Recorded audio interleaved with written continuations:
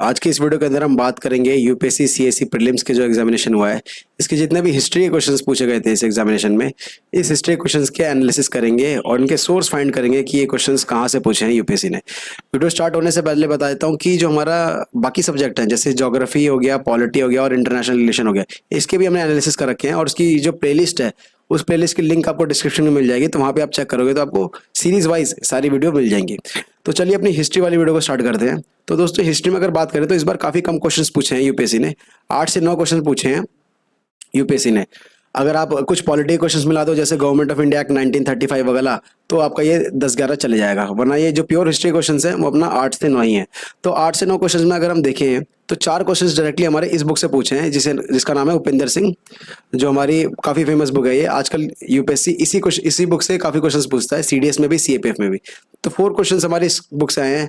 2 questions हमारे spectrum जो book है हमारी हिस्ट्री की, मॉडर्न हिस्ट्री की, राजीव अहिर की, वो यहाँ से आए हैं। और जो बाकी के 2-3 क्वेश्चन हैं मिसलेनियस, वो हमारे ओल्ड एनसीईआरटी जो है वहाँ से आए हैं। सबसे पहला क्वेश्चन देखते हैं दोस्तों। सबसे पहला क्वेश्चन कह रहा है which one of the following is the work attributed to playwright Bhasa. तो प्लेराइट भाषा से कौन सा वर्क है जो कि एट्रीब्यूटेड है, ये आपको क्वेश्चन अपना जो उपेंद्र सिंह वाली बुक है इसके अंदर आपको मिल जाएगा। यहाँ पे इसका जो करेक्ट ऑप्शन है आपका ऑप्शन नंबर सी है, मध्यमया व्यायोगा। ये जो है इसका करेक्ट ऑप्शन है, यहाँ पे देख सकते हो डिट्टो यही चीज दे रखी है। Bhasa another important playwright was author of work such as Madhyama Vyayoga, कि मध्यमया व्यासा ने इसका लिखा था ये भाषा का, ठीक है। तो इसलिए ऑप्शन नंबर सी जो है ये करेक्ट ऑप्शन होगा, डायरेक्टली आपका उपेंद्र सिंह से पूछा है। नेक्स्ट बात करते हैं संगाभूति, an Indian Buddhist monk who traveled to China at the end of 4th century AD was the author of commentary on। संगाभूति ने, जो कि इंडियन बुद्धिस्ट मॉन्क थे जो कि चाइना से ट्रैवल करके आए थे, उन्होंने क्या लिखा था?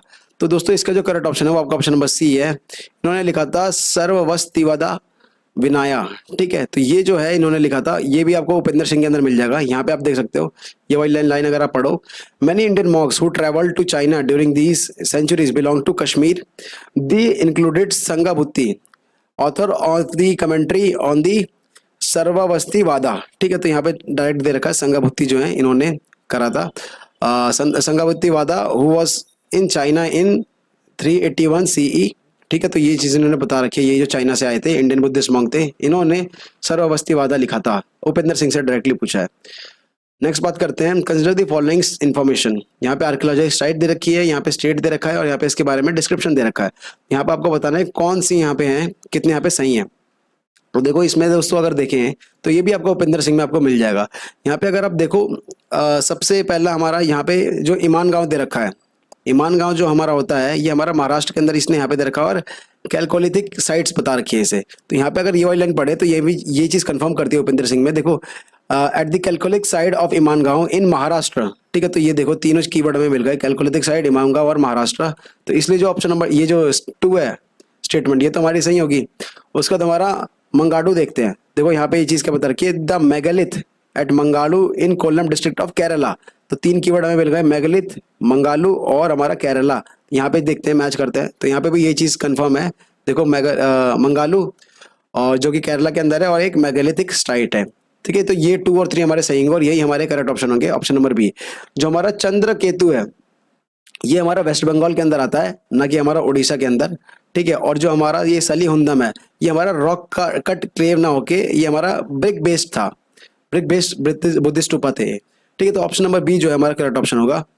नेक्स्ट बात करते हैं हमारा with reference to ancient India Gautama Buddha was generally known by which of the following epithets. तो गौतम बुद्धा इनमें से कौन से और नाम से जाने जाते थे, ये पूछा है इन्होंने। तो इसका दोस्तों जो करेक्ट ऑप्शन है वो आपका ऑप्शन नंबर बी है। जो शाक्यमुनि है और जो तथागता है ये 2 नाम से गौतम बुद्ध जाने जाते थे। जो नया पुट्टा है ये जैन जो महावीर हैं उनके लिए ये फेमस था, ठीक है। यहाँ पे आप देख सकते हो while various surviving early Jain Buddhist literature uses several names और एपिथ्स फॉर महावीरा, ठीक है। तो जो महावीर थे उनके लिए था, जिसमें से न्यायपुत्ता भी वन ऑफ देम था, ठीक है। और बाकी जो ये शक्यमुनि है और तथागता है इसका भी आपको सोर्स उपेंद्र सिंह के अंदर मिल जाएगा। यहाँ पे देख सकते हो बुद्धा के बारे में बता रखा है, life of Buddha, he is the Tathagata. Tathagata का यहाँ पे मतलब ही बता रखा है, one who has come thus, यानी कि तथा and gone thus and has liberated himself from the cycle of rebirth. तो ये तथागता का मतलब होता है जो कि बुद्धा के रेफरेंस में बोला गया है। और यहाँ पे शाक्यमुनि भी बता रखा है। शाक्यमुनि का बेसिकली मतलब होता है कि the owner of Shakya clan, ठीक है, तो ये शाक्यमुनि का मतलब होता है। तो यहाँ पे ये चीज बता रखी है, Manjushri was suppose to be the assistant of the heavenly Buddha Shakyamuni, ठीक है, तो बुद्धा के साथ ही ये शाक्यमुनि चीज एसोसिएटेड थी, तो इसलिए ऑप्शन नंबर बी जो है 2 और 3 ओनली, ये हमारा करेक्ट ऑप्शन होगा। नेक्स्ट बात करते हैं, who of the following rulers of medieval India gave permission to the Portuguese to build a fort at Bhatkal. तो भटकल में पोर्तुगी को किसने फोर्ट बनाने की परमिशन दी थी यहाँ पे? तो दोस्तों इसका जो करेक्ट ऑप्शन है ये हमारा ऑप्शन नंबर ए है, कृष्णदेव राय ने इसकी परमिशन दी थी। इसका जो आपको डायरेक्ट सोर्स तो बिल्कुल लाइन बाय लाइन नहीं मिलेगा, बट आप एक आइडिया मिल जाएगा आपको themes of Indian history part 2 की जो एनसीईआरटी है उसमें से। यहाँ पे अगर आप कृष्णदेव राय का रूल देखोगे, जिनका रेन था वो हमारा 1509 से लेके 1529 के बीच में था, जो कि विजयनगर एम्पायर के बहुत बड़े किंग थे, बहुत फेमस किंग थे। और इसी के बीच में अगर आप देखोगे, इसी चैप्टर के एंड में जो टाइमलाइंस दे रखी होती है जो कि बहुत इंपॉर्टेंट होती है, इसी टाइम पे जो गोवा का कन्केस्ट हुआ था 1510 में हुआ था, तो उस टाइम पे विजयनगर के जो वो थे चीफ थे, वो हमारे कृष्णदेव राय थे, ठीक है, तो इन्होंने ही परमिशन दी थी जो पोर्टुगीज के जो गवर्नर है उन्हें, कि जो भटकल है भटकल के यहाँ पे फोर्ट बनाया जाए, ठीक है, तो इसलिए ऑप्शन नंबर ए जो है यहाँ पे करेक्ट ऑप्शन होगा। तो इस तरह से आप थोड़ा बहुत कॉमन सेंस लगा कर सकते थे। ये हमारा एनसीईआरटी से था, themes of Indian history part 2 के। नेक्स्ट बात करते हैं, with reference to revenue collection by Cornwallis, यहाँ पे कॉर्नवालिस के बारे में पूछ रखा है। Consider the following statement. सबसे पहले क्या कह रहा है, under the Ryotwari settlement of revenue collection the peasant were exempted from revenue payment in case of bad harvest और नेचुरल कैलेमिटीज। तो ये वाला जो स्टेटमेंट दोस्तों साफ पता चल रहा है गलत है, क्योंकि सबसे पहली बात तो जो कॉर्नवालिस है, कॉर्नवालिस के रूल के अंदर रोतवारी सिस्टम नहीं आया था हमारा। दूसरा स्टेटमेंट क्या कह रहा है, under the permanent settlement in Bengal, if the zamindar failed to pay his revenue to the state or on before the fixed date, he would be removed from his जिम्मेदारी, जो कि बिल्कुल सही बात है। तो इसलिए दोस्तों जो स्टेटमेंट नंबर 2 है ये सही है, और जो स्टेटमेंट नंबर 1 है हमारी इनकरेक्ट है, इसलिए हमारी जो ऑप्शन नंबर बी है 2 only, that will be the correct option. यहाँ पे आपको सोर्स मिल जाएगा इसका स्पेक्ट्रम के अंदर। तो यहाँ पे देख सकते हो जो स्टैब्लिशमेंट ऑफ रोतवारी सिस्टम था ये लॉर्ड हेस्टिंग के अंदर हुआ था, ना कि कॉर्नवालिस के अंदर, ठीक है, तो इसलिए स्टेटमेंट नंबर 1 गलत हो जाएगी। और उसके बाद जो आगे की भी चीज इसमें बता रखी है ये भी गलत ही बता रखी है, the peasant were exempted from revenue payment in case of bad harvest, ऐसा कुछ भी नहीं था, ठीक है, तो इसलिए वैसे भी ये स्टेटमेंट गलत ही है। दूसरी स्टेटमेंट हमारी सही है, परमानेंट सेटलमेंट जो है हमारा बंगाल के जो अंदर था, उसके अंदर जो जमींदार होते थे उनको हटा दिया जाता था अगर वो जो सनसेट लॉ जो होता था इनका, जो सनसेट लॉ के पहले पहले अगर ये पेमेंट नहीं देते थे हायर अथॉरिटीज को, तो जमींदार को हटा दिया जाता था। स्पेक्ट्रम के अंदर आपको ये चीज मिल भी जाएगी। At the same time the zamindar had to pay his revenue rigidly on the due date even if the crop had failed for some reason, otherwise his land would be sold, ठीक है, तो स्टेटमेंट 2 ही हमारी सही होगी। In case of failure of the zamindar to pay the revenue in time under sunset law, zamindar would be remove from the zamindari, ठीक है, तो स्टेटमेंट नंबर 2 हमारी सही होगी, और इसलिए ऑप्शन नंबर बी जो है ये हमारा करेक्ट ऑप्शन होगा। नेक्स्ट बात करते हैं हमारा कंसिडर द फॉलोइंग पेयर्स, ये भी हमारे स्पेक्ट्रम से उठाया है दोस्तों। यहाँ पे हमारी पार्टीज दे रखी हैं और यहाँ पे लीडर्स के बारे में पूछ रखा है कि भारतीय जनता संघ, ये इनके लीडर कौन थे, तो यहाँ पे दे रखा है श्याम प्रसाद मुखर्जी। उसका सोशलिस्ट पार्टी का पूछ रखा है कि क्या नाम है, सी राजगोपालचारी थे कि नहीं थे। उसके बाद कांग्रेस ऑफ डेमोक्रेसी के बारे में बोल रखा है कि जगजीवन राम थे, और स्वतंत्र पार्टी के बारे में बता रखा कि आचार्य नरेंद्र देव थे। तो इसमें से बताना कितने पेयर हमारे सही हैं। तो देखो दोस्तों इसका भी हमारे करेक्ट ऑप्शन स्पेक्ट्रम के अंदर मिल जाएगा। देखो सबसे पहले अगर हम भारतीय जनसंघ के बारे में बात करें, तो जनसंघ के जो फाउंडर थे वो हमारे श्याम प्रसाद मुखर्जी थे, तो इसलिए स्टेटमेंट नंबर 1 तो हमारी सही हो जाएगी, ठीक है। उसके बाद सोशलिस्ट पार्टी की अगर बात करें तो सोशलिस्ट पार्टी की जो स्टैब्लिशमेंट की थी और जो फेमस लीडर थे वो आचार्य नरेंद्र देव थे, ठीक है, आचार्य नरेंद्र देव और जयप्रकाश नारायण, ये हमारे स्पेक्ट्रम के अंदर साफ दे रखा है, ठीक है। तो ये जो सोशलिस्ट पार्टी वाली जो चीज है ये तो हमारी इनकरेक्ट हो जाएगी, ऑप्शन नंबर 2 हमारा इनकरेक्ट हो जाएगा, ठीक है।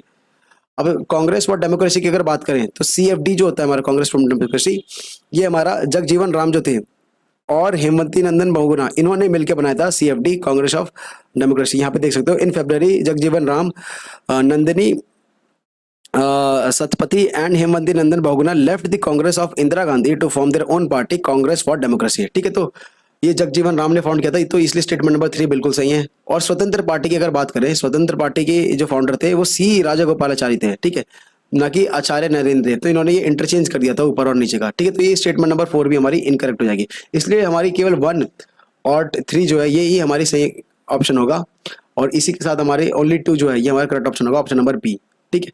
ये हमारा स्पेक्ट्रम से पूछा गया था। नेक्स्ट बात करते हैं, consider the following statement, there are no parables in Upanishad. Parables मतलब होता है कि स्टोरीज जो होती हैं, उसके बाद स्टेटमेंट नंबर 2 कह रहा है कि the Upanishad were compose earlier than the Puranas. तो इसमें से आपको बताना है कौन सी हमारी स्टेटमेंट सही है। तो दोस्तों इसका जो सोर्स है हमें ओल्ड एनसीईआरटी जो है उसके अंदर थोड़ा बहुत देखने को मिला है, वरना बिल्कुल लाइन बाय लाइन कहीं भी नहीं मिला है। तो इसका जो करेक्ट ऑप्शन है वो हमारा ऑप्शन नंबर बी है। जो स्टेटमेंट नंबर 2 है ये सही है, क्योंकि यहाँ पे बता रखा है कि there are no parables in उपनिषद, की उपनिषद के अंदर जो शॉर्ट स्टोरीज होती हैं वो नहीं था, बट ऐसा कुछ भी नहीं है। उपनिषद के अंदर काफी सारे स्टोरीज थे, यहाँ पे देख सकते हो। Statement number 1 is wrong. There are many parables in Upanishad like Kathopanishad has story of Yama and Nachiketa. तो इस तरह की बहुत सारी थी, तो इसलिए स्टेटमेंट नंबर 1 हमारा इनकरेक्ट हो जाएगा। और स्टेटमेंट नंबर 2 हमारा करेक्ट है, क्योंकि Upanishad were compiled by the end of later Vedic age, और पुरानास जो थे हमारा, Puranas were finally compiled by the end of Gupta age. तो इसलिए जो उपनिषद थे ये हमारे बहुत जल्दी, बहुत पहले कंपाइल हो चुके थे कंपेयर टू पुरानास। इसलिए ऑप्शन नंबर बी जो है हमारा 2 only, that would be the correct option.